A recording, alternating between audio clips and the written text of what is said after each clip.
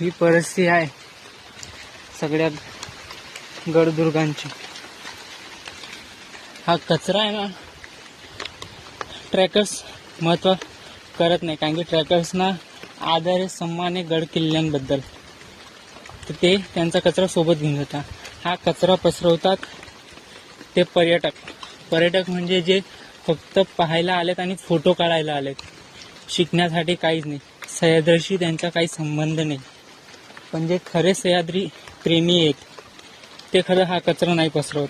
ते त्यांची एक पाण्याची बॉटल सुद्धा घरी घेऊन जातात, घरी किंवा गडाच्या खालीपर्यंत. अतिशय धक्कादायक आहे.